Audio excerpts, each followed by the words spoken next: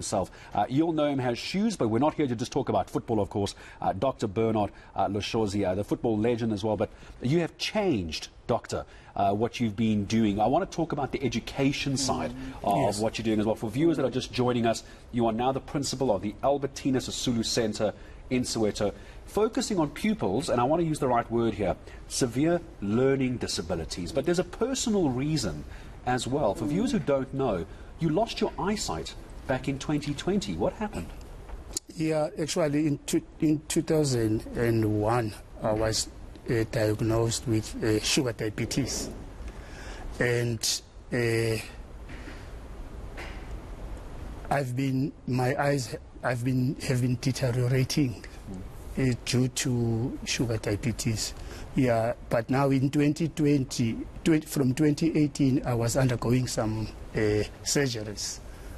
And unfortunately, I was told that my retina from the left eye was deteriorating until I became blind in the left eye first, and it was soon followed by the other eye in 2020. I remember in 2020, the 10th of April, when I woke up and I was like, frustrated that I can't see, and I had to tell my wife that, we were planning to go somewhere to look for medicine for COVID, but I was supposed to drive, and I told her that, it was just a shocking period then, and I was traumatized, but well, I had to accept it. And the most unfortunate part was that during that experience, I had already written like 3 chapters of my thesis, and I had to negotiate with the University of Pretoria, to give me extra time to finish because I was expected to have submitted my thesis by the end of 2019. Right. And unfortunately, because of these operations, they gave me an extension which allowed me to graduate in September 2001. Right.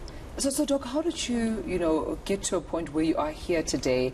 Of course, blind, you had a vision, you don't have it now, you're a PhD, graduate. There's so many accomplishments that you managed to maneuver through and achieve. And I know you use the word, I had to accept it, but surely it was a journey to get to where you are. Yes. How did you get here? And I suppose for someone even going through the same thing right now, just to hear how you, of course, maneuver through this journey. Yeah, well, it's traumatic, but because you were able to do things for yourself now. You were able to do things, for yourself. You were independent, and all of a sudden you lose vision, and the environment has to be adjusted. You have to learn new things now.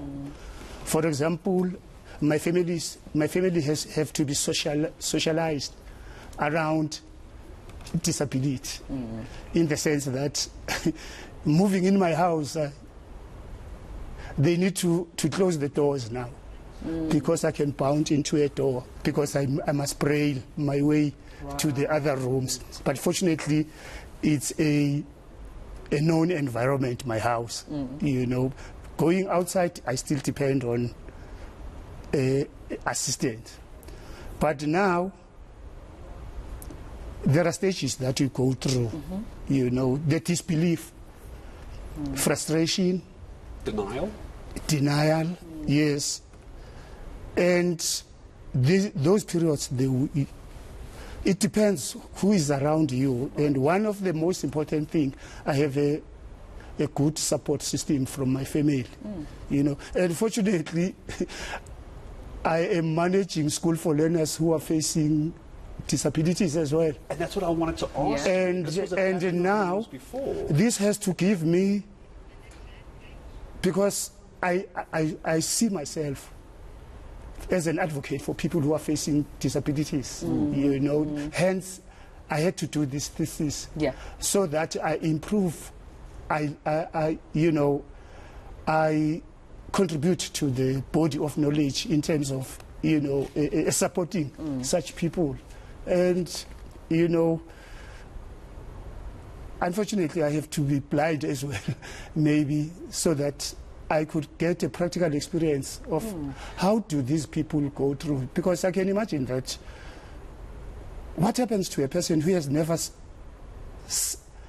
who's been blind from birth. From birth, yeah. It's some people would say, hey, it would have been better if you were blind from birth. But now, having had an opportunity to see, and now you're blind. But at the end of the day, it's you're blind, and you have to,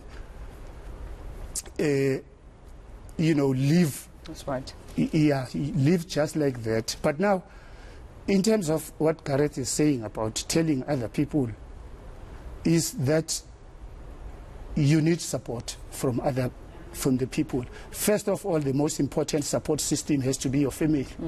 Your family has to be socialized around your incapabilities, so that they make the environment, they adjust, because life is an adjustive demand.